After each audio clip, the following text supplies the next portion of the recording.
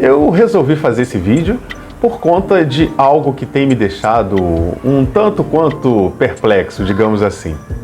É o fato de que tenho visto com recorrência as pessoas fazerem declarações da seguinte natureza: eu não sou especialista nesse assunto, mas a lógica leva a crer que... Eu não conheço muito bem essa área, mas pela lógica chegamos à conclusão que... O que eu tenho percebido em relação a isso é uma espécie de aplicação da lógica de uma forma que não cabe a ela mesma. Então, eu quero deixar uma indicação para que vocês aí sim façam uma reflexão sobre isso, né?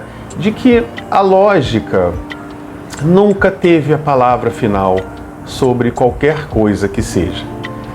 Mesmo quando da sua criação lá no século IV a.C., quando ainda era chamada de analítica, né, por Aristóteles, a lógica nunca teve a pretensão de ter palavra final sobre a realidade empírica. Ela sempre foi tratada como uma disciplina capaz de estabelecer, e isso quando ela tinha a pretensão de ser normativa, coisa que já não é mais, né, de estabelecer um conjunto de regras que podem e devem ser aplicadas a quaisquer raciocínios sobre quaisquer áreas. Mas ela nunca teve a pretensão de ter palavra final. Os processos que acontecem na natureza, sejam eles biológicos, químicos, físicos, sociológicos, históricos ou antropológicos, eles carecem de conhecimento do conteúdo desses processos, porque nós aplicamos a lógica aos processos empíricos para interpretá-los, né, apenas por três razões. A primeira razão é porque a lógica se mostra eficaz, ou seja, nós aplicamos e obtemos resultados que são interessantes. A segunda razão é por conveniência, porque nós ainda não temos um instrumento melhor. E a terceira razão, e mais importante, por ignorância. Pelo fato de você não ter mais conhecimento sobre o processo que acontece ali empiricamente, né, seja na natureza ou socialmente, se é que podemos fazer essa distinção entre natureza e sociedade, enfim, isso é uma outra história, né? Por ignorância, você não tem conhecimento pleno sobre aquele processo, então você aplica a lógica para justamente retirar conclusões, ou seja, você faz inferências dedutivas em alguns casos.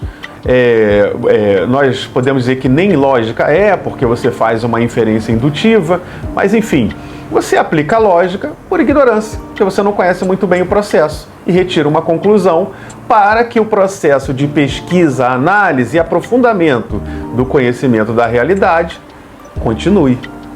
Então, eu tenho visto com frequência as pessoas afirmarem: não, pela lógica, eu tenho capacidade de pensar logicamente, etc., né? E geralmente não é nem a partir da lógica enquanto disciplina, né? Mas a partir da lógica como algo intuitivo, né? Como você é capaz de fazer como qualquer outra pessoa.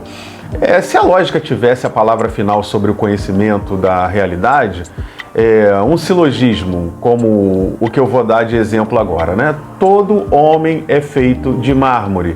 André é homem, logo André é feito de mármore. Ele diria alguma coisa sobre a realidade e nada diz, né? Ele apenas estabelece a relação entre, de fato, as premissas que eu apresentei, né? Esse silogismo, e a conclusão. Então, somente isso. Então, tenhamos cuidado, né? Quando nós falamos que a lógica é capaz de solucionar o problema, você não é especialista na área, mas pensando logicamente é possível chegar a tal conclusão. Sim, talvez seja possível chegar àquela conclusão. Talvez você esteja diante de um raciocínio que nós chamamos tecnicamente de válido, mas ele talvez não seja um raciocínio correto e muito menos um raciocínio cogente. Eu vou fazer um vídeo explicando a diferença entre raciocínio válido, correto e cogente, mas por hora fica apenas essa informação de que os raciocínios válidos, apenas válidos, podem não dizer nada sobre a realidade empírica.